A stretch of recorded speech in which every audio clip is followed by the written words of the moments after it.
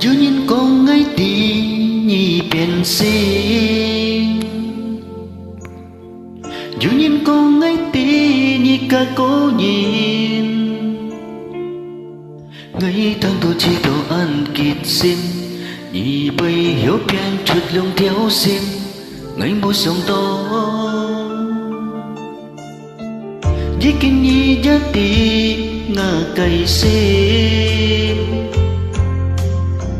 chỉ kinh nhì giá tí ngày ăn ỏi nhì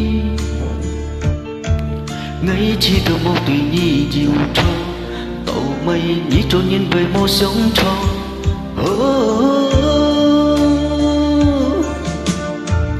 để con nhì mới nhớ con ai tìm mồ hôi ngã sẽ kiên buồn theo gì ngày chỉ tôi ăn heo phi nhìn sẽ nhì ngày chỉ tôi heo phi ngày ơi tôi nhì như mới nhì cho nhìn cho tôi ăn mồ heo sẽ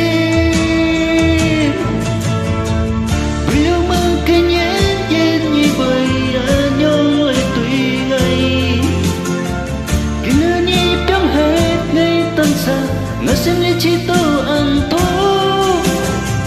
vì đâu mà cái nhén nhén như bầy nhông lời tùy ngày khi nơi nhí biết hết lấy tan xa ngã xem lấy chỉ tôi ăn thôi xem thôi.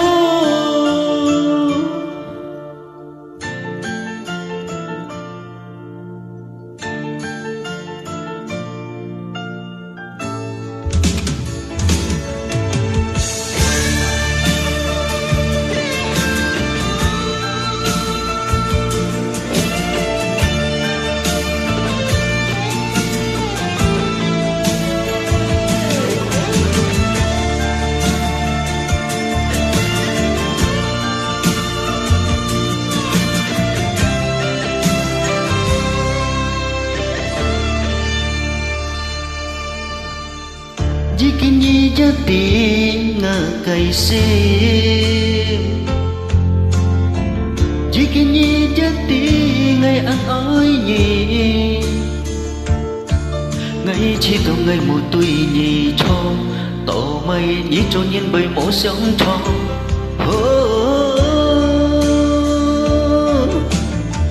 để con nhì mỗi nhì con ai tìm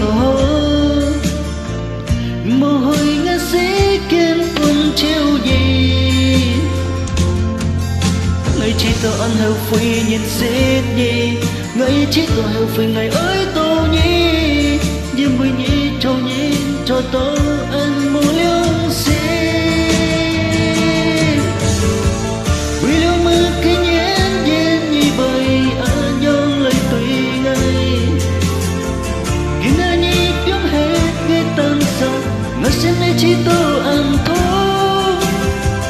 vì đâu mà cái nhén nhén như bầy nhông lời tùy ngày khi nơi nhì biết hết gây tan xa ngã xem lấy chỉ tôi ăn thôi vì đâu mà cái nhén nhén như bầy nhông lời tùy ngày khi nơi nhì biết hết gây tan xa ngã xem lấy chỉ tôi